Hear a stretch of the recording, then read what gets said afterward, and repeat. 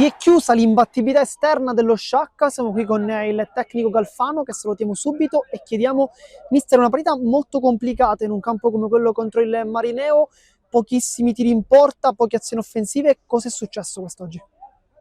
Ma è successo, noi sapevamo che era una partita sporca, in un campo piccolo, loro giocavano sempre con queste palle lunghe, il primo tempo credo che abbiamo fatto una buona partita, abbiamo avuto occasione importante con Galfano, con Erbini, poi nel secondo tempo abbiamo preso un gol balordo e in quel momento abbiamo perso anche Mistretta e quindi la partita si è complicata. Abbiamo provato in tutte le maniere ma purtroppo non siamo riusciti a pareggiarla, poi quel rigore ti ha tagliato le gambe. Adesso parliamo un po' del tempo perché tanta pioggia, campo difficile, soprattutto con i suoi giocatori molto tecnici. Quanto pensa che abbia influenzato la partita? Ma guarda, non cerchiamo scuse.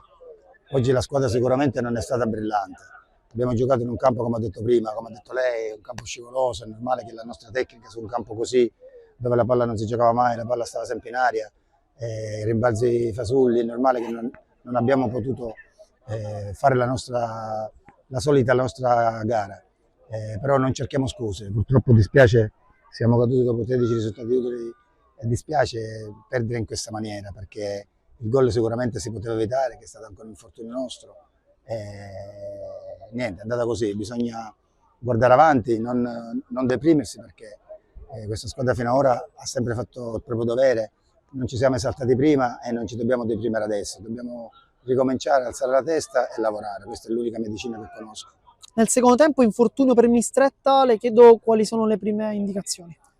Ma mi auguro che ha sentito tirare dietro, speriamo che non sia una cosa grave perché purtroppo noi lì abbiamo qualche problema, abbiamo messo dentro il ragazzino nel 2007, quindi qualche problema lì l'abbiamo, però voglio dire, come ho detto prima, non cerchiamo scuse, bisogna alzare la testa e lavorare, questa è la cosa più importante da fare. Adesso invece diamo uno sguardo alla prossima sfida di campionato contro Città di San Vito, una formazione che gioca un gran bel calcio, molto forte in difesa, anche lì davanti. Come la preparerete e cosa pensa di cambiare anche in settimana dal punto di vista prettamente psicologico, perché questa sconfitta comunque peserà? Ma nella maniera più assoluta, non deve minimamente intaccare tutto quello di buono che abbiamo fatto, quindi una sconfitta non può pregiudicare tutto quello che abbiamo fatto.